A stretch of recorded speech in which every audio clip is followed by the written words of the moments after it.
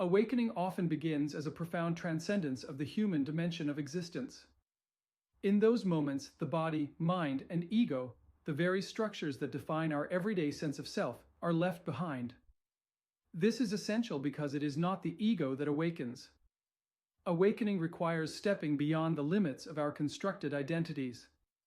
Yet, even as we transcend, we remain human beings with bodies and minds, living in the flow of time and the continual process of becoming.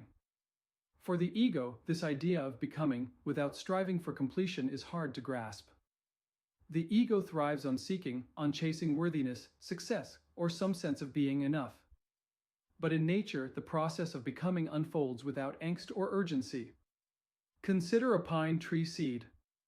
In its smallest form, the seed is already complete. It holds within it the potential for a towering 150-foot pine tree. All the roots, trunk, branches, and needles, it's all there waiting to unfold. If the seed could experience spiritual awakening, it might realize that it is perfect as it is. It would feel the completeness of its existence, needing nothing more to be whole. Yet, when conditions are right, the seed doesn't remain static. It sprouts, grows roots, and stretches toward the sun. Over its lifetime, the tree continues to unfold its potential, expressing its inherent completeness every step of the way, until its life cycle ends and it becomes nourishment for new seeds. This dual truth, a continual unfolding of potential alongside a simultaneous realization of completeness, is at the heart of awakening. It mirrors the profound realization of the Buddha when he declared, "I and all beings everywhere have simultaneously realized the great liberation." This statement is not about individual awakening in isolation. Instead, it points to the shared essence of all things, the true nature that exists beyond the ego. Thich Nhat Hanh beautifully expressed this: the miracle is not to walk on water. The miracle is to walk on the earth in peace. Awakening isn't about extraordinary feats, it's about realizing the profound in the ordinary.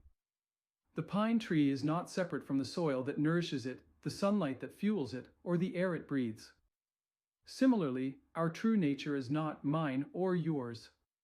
It is universal.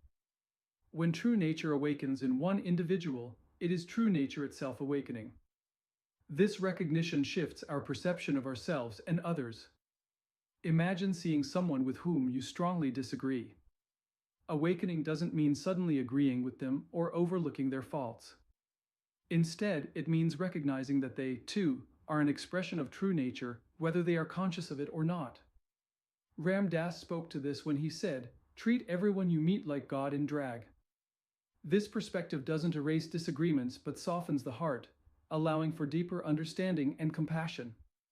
Even in moments of struggle, confusion, or searching, true nature is present. Struggle is like the seed pushing through soil toward the light. It's part of the process of becoming. Our yearning and searching, though uncomfortable, are expressions of our innate wholeness. Realizing this can be especially comforting during difficult times. You don't cease to be your true self simply because you're struggling.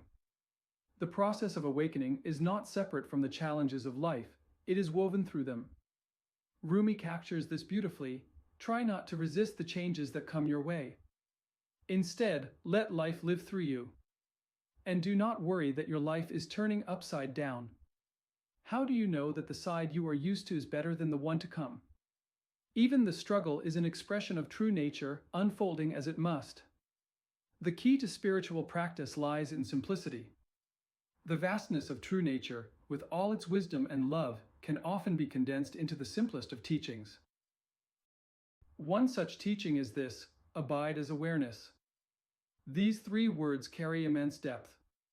To abide as awareness means to rest in the present moment, beyond the grasping of the ego, and to recognize the completeness and unfolding of true nature in yourself and all beings. Nisargadatta Maharaj summarized this when he said, "The mind creates the abyss, and the heart crosses it." In the end, awakening is not about achieving something distant or becoming someone new. It's about discovering that you are, and always have been, complete. As you live this realization, you unfold your potential, like the seed growing into the tree, deeply rooted in the truth of your being.